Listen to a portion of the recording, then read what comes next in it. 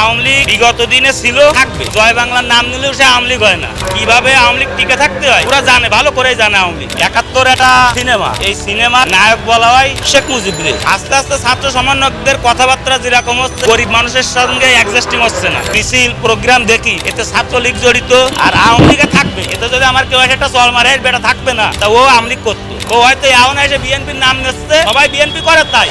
ওই ৫২ সাল নিয়ে ৭১ নিয়ে হয়তো ছোট একটা রিডিং লেয়ার হয়েছে। তা সেই ছোট রিডিংই যেটা বোঝা যায় যে ৭১-এর আগে মেলা বড় একটা ভূমিকা আমাদের দেশের জনগণ এই বাঙালি রাখেছে। এখন এই বাঙালির মান তো নেই, ৭ কোটি বাঙালির মান নেই। এখন যে বাঙালি আছে যারা নিজেদেরকে মান সম্মান স্ট্যাবলিশড মনে করে, এদেরও মান নেই। আওয়ামী লীগ বিগত দিনে ছিল, থাকবে। যে ফালি থাকতে হয় ওরা জানে, কিভাবে আওয়ামী লীগ টিকে থাকতে হয় ওরা জানে, ভালো করেই জানে। আওয়ামী লীগ হয়তো বাকি আওয়ামী লীগের রাজনীতিতে শেখ হাসিনা আসতে পারবে না, কিন্তু আওয়ামী লীগ থাকবে। কারণ আওয়ামী লীগ শেখ হাসিনার সৃষ্টি না। আওয়ামী লীগ যাদের সৃষ্টি, এদের নাম নিতে গেলে আমাদের 10 বার ভাবা লাগবে যে আমরা তাদের নাম শুদ্ধ ভাষায় নিতে পারতেছি কিনা। অনেকে আমার কথা রাগ করতে পারে। ৭১ একটা সিনেমা, এই সিনেমার মনে করেন যে নায়ক বলা হয় শেখ মুজিবরে, আর 3 মিনিটের ঘোষক বলা হয় জিয়াউর রহমান সাহেবরে। এখন তাদের অনুপাতে আমরা বাংলাদেশ পাইছি। আমাদের বাংলাদেশে কারা রাজনীতি করবে, কি কারা রাজনীতি করতে পারে, এই জিনিসটা ডক্টর ইউনূস সাহেবও ভালো জানে। এখন আসিফ মাহমুদ সে তো ক্রীড়া উপদেষ্টা, উনি যে কথাটা বলেছে উনি 100-100 অবশ্যই সত্যি কথা বলেছে। যারা হত্যাকাণ্ডের সাথে জড়িত এদেরকে আমিও চাইনি রাজনৈতিক কেন্দ্রে এরা আসুক, কি রাজনৈতিক দল গঠন করুক, আমিও চাইনি। কারণ আমার সন্তানও তো কাল বাদে হত্যা হতে পারে, তখন আমি কারোর না কারোর তো দোষবো। তো কারো যাতে না দুষ্টি হয়, আমরা বাঙালি সেরকম হই যে আমরা কারোর দুষ্টি পারবো না। আর আওয়ামী লীগে থাকবেই। এতে যদি আমার কেউ একটা চল মারে বেটা থাকবে না, তা ও আওয়ামী লীগ করতো। যে আমার এই চলটা মারবে ও কয়েকদিন আগে আওয়ামী লীগ ছিল।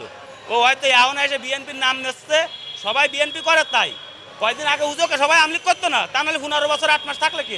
ওনারা যে পদে আছে এই পদ তো কোনো স্থায়ী পদ না, এ তো সাময়িক পদ। একটা সাগরের ভিতরে একটা দ্বীপ, যখন তখন জাগতে পারে, যখন তখন বাইরে চলে যেতে পারে।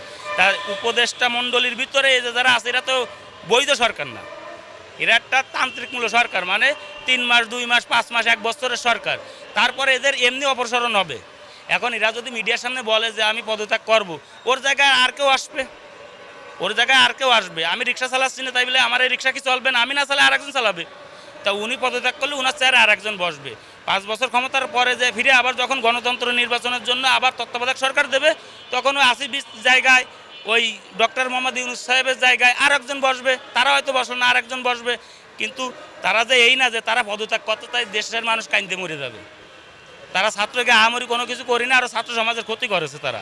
এখন সংস্কার এই যে বিষয়টা কীরকম কিছু তো বুঝতেছি না, যে সংস্কার কি সংস্কার করবে আমাকে নজরে আসতেছে না। আমরা গরিব মানুষ, আমাদের চাউলের দাম কমতেছে না, আমাদের বিভিন্ন দ্রব্যমূল্য জিনিসের দাম কমে না, তাহলে এটা সংস্কার কারে বলে?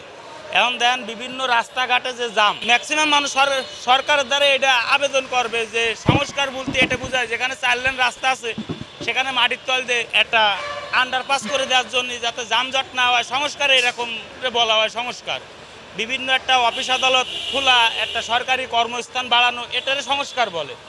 এখন সংস্কারের নামে যে নির্বাচনের ডেট বারবার পিছিয়ে যাবে, এরা সংস্কার করে না। এটা নিজেদের ব্যবসা প্রতিষ্ঠান ঠিক করার লক্ষ্যে, নিজেদের আর্থিক পূরণ করার জন্য তারা সংস্কার দাবি করতেছে। এখন এর ভিতরে অনেক শ্রেণী আছে যে দেখেন, আমি তো বিভিন্ন সময় দেখি প্রধান উপদেষ্টার সঙ্গে বিভিন্ন দলের রাজনৈতিক বৈঠক আলাপ আলোচনা হয়। এখন এনে তো বিগত দিনে যারা সরকারের গঠনতন্ত্র ছিল এদের তো কেউ নাই। এখন অনেকে আওয়ামী লীগ নিয়ে, বিএনপি নিয়ে, জামাত নিয়ে অনেক কথা বলে। কারণ আমি তো কোনো দলদারি করি না। আমি এই পর্যন্ত যে পার্লামেন্ট সদস্যর যে ভোট, এই ভোট আমি আজও পর্যন্ত দিতে পারিনি, আর আদৌ পারবো বলে সন্দেহ। একবার ইউনিয়ন পরিষদের ভোট দিছি আমি, এই ছাড়া কোনোদিন কোনো ভোট দেওয়ার চান্স পাইনি। এখন মানুষ ভোটের অধিকার নিয়ে দাবাদাবি করতেছে, তো এটা আমারও একটা সরকারের দ্বারা দাবি যে একটা ভোট আমিও দিতে পারলেই মনে হয় ভালো হবে, কিন্তু এই ভোটটা সঠিকভাবে যেন দেওয়া যায়। আপনারা দেখেন যে বিভিন্ন দল, আমি 2টো দলের কথাই বলতেছি, আওয়ামী লীগ প্লাস বিএনপি, এতে আপনি হাজার হাজার মুক্তিযোদ্ধা দেখাতে পারবেন, হাজার হাজার ৭১-এর ৫২-র বিভিন্ন খেতাবের মুক্তিযোদ্ধা এই আওয়ামী লীগ বিএনপিতে জড়িত আছে। এখন আমি আজকের একটা ইমাম সাহেব আমার এই কথাটা বারবার বলেছে, যেহেতু আমার মিডিয়ার জগতে অনেকেই চেনে আর যাত্রীরাও অনেকে আমার চেনে, কেউ আমার আজ পর্যন্ত আমার কোনো কথাই কেউ খারাপ বলতে পারেনি, যেটা বলিনি সেটা আমি বলবো না। এখন অনেকে দলীয় কোনো চক্র যদি আমার খারাপ মাইন্ডে নিয়ে, তা আমি তার দ্বারে বলবো যে ভাই আমি কোনো দলদারি করি না, আমি দেশের একজন গরিব মানুষ, আমি গরিব জনতা নিয়ে কথা বললি এবং গরিবের হয়ে হক আদায়ের জন্য যদি কিছু করতে পারি এটা আমি নিজের জীবনের ধন্য মনে করি। এই ছাড়া আমি কোনো দলীয় লোকরে ক্ষমতায় আনতে হবে এই জাতীয় কোনো কথাবার্তা আমরা বলি না। আর নির্বাচনের কথা, নির্বাচন সবার অধিকার, সবাই ভোট দিতে পারবে, সবাই ভোটে দাঁড়াতে পারবে। গণতন্ত্র একে বলে, আর যদি কেউ জনতন্ত্র বলে বা প্রেসিডেন্ট চুয়াল প্রেসিডেন্ট এরকমই হবে। এর জনতন্ত্র কয়, এর গণতন্ত্র কয় না। গণতন্ত্র দীর্ঘদিন ধরে যারা মাঠ রাজনীতি করে আস্তে আস্তে এক এক করে, মানে আমি যখন ক্লাস 1-এ উঠি, 1-এর তো 2-তে উঠতে হয় না, 2-তে 3-তে, এই পালেই কিন্তু আমার বিশেষ পরীক্ষা দিতে হবে। তাই এখন যদি আমি হঠাৎ করে যে বিশেষ পরীক্ষা দিই তাহলে মানুষ কিন্তু আমার পাস বলবে না, পাগল বলবে। আমি যদি ক্লাস 1-এতে পড়ে যদি বিশেষ পরীক্ষা দিতে যাই তাহলে মানুষ আমার একটা ছাত্র বলবে এবং আমার একটা পাশের একটা সার্টিফিকেটের মূল্যায়ন দেবে। কিন্তু যেখানে মানে হঠাৎ করে বিশেষ পরীক্ষা দেওয়া যায় এই রাজনৈতিক কেন্দ্র করে, তাহলে আমি মনে করি না রাজনীতি যারা করে এরা ভালো লোক। যারা মাথায় টুপি দিয়ে আর দোয়াইনের সুরোটা সঠিক পালি ভোল্টি পালি সে ইমাম সাহেব হয় না, আর জয় বাংলার নাম নিলেও সে আওয়ামী লীগ হয় না, আর শহীদ জিয়ার আদর্শ মাইনে চললেও সে বিএনপি হয় না। একে ভিতরে বন্ডবাজ বেশি, আর এরাই ফুটপাত ভাড়া দিয়ে খাওয়ার জন্যই এই আমাদের দেশের যারা প্রকৃত মান সম্মানওয়ালা লোক, যারা মানি লোক, তাদেরকে অসম্মান করতেছে এবং বিভিন্ন সময় এই মানি লোকেদেরকে মানে কাপড় খুলে মারা হচ্ছে। ল্যাংটা করলে কিরাম দেওয়া যায়, আমরা বাঙালি তো, ল্যাংটা করলে কিরাম দেওয়া যায়, কাপড় খুলে মারা হচ্ছে। আস্তে আস্তে ছাত্র সমন্বয়কদের কথাবার্তা যেরকম হচ্ছে আমাদের গরিব মানুষের সঙ্গে অ্যাডজাস্টিং হচ্ছে না, আমরা তাদের সঙ্গে একমত না। আমাদের দেশের কোনো ছাত্র যদি নির্বাচনে যায় আর তারপরে যদি কোনো ছাত্র মারা যায় আর তার মা বাপ এসে যদি রাস্তার পরে কান্দাকাটি করে যে আমার সন্তান স্কুল কলেজের থেকে মারা গেছে, আমি বলবো তুমি নির্লজ্জ বেহায়া একটা মহিলা, বিদায় তুমি রাস্তায় এসে কাঁদতেছো। তোমার ছেলে যে রাজনীতি করতে যায় আর একজনের রাতে কোপ মারতেছে তুমি সেটা দেখতেছো না, তখন মজা লাগতেছে। যখন তোমার সন্তানকে কেউ কোপ মারতেছে তখন তুমি দরগা খুলে নিয়ে এসে রাস্তায় দাঁড়ায় পড়ে জান্নাত টান্নায় মানববন্ধন করতে চাও। তোমার সন্তানটা সন্তান, আর যারা এর আগে মরেছে, যারা বিগত দিনে মারতেছে, এরা কারোর সন্তান না, এরা হুদায় আল্লাহর আকাশের তো যারও সন্তানেরা, একে কোনো মা বাপ নেই। মানে আমার কেউ মারলে সেটা মায়ের আসছে, আর আমি কারো যদি মারি তাহলে সেটা দুর্নীতি আসছে।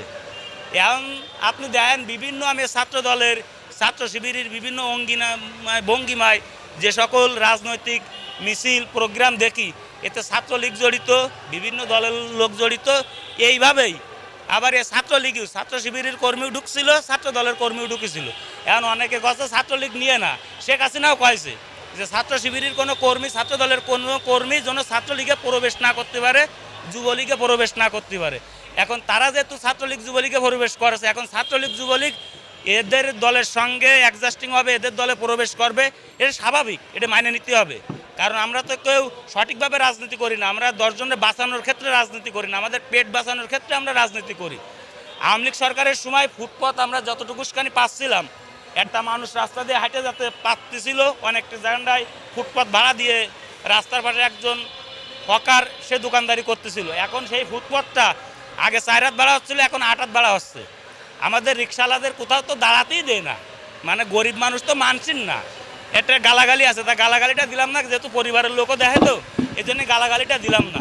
আমরা এই সরকার, যেই সরকার আসুক তারা আমরা ট্যাক্স প্রদান করি, তাহলে আমাদের একজন শিক্ষকের সমতুল্য আমাদের ভ্যাট দিতে হয়, একজন সেনাবাহিনীর অফিসারের সমতুল্য আমাদের ভ্যাট দিতে হয়। আমাদের দেশে আমাদের গরিবের কোনো হক নেই। গরিবের হক কি? তুমি ট্যাক্স দাও, তুমি ট্যাক্স দাও, ভ্যাট দাও, আর ওই 10 কেজি চালের দাও, ইউনিয়ন কাউন্সিলের সামনে যেয়ে দাঁড়াও।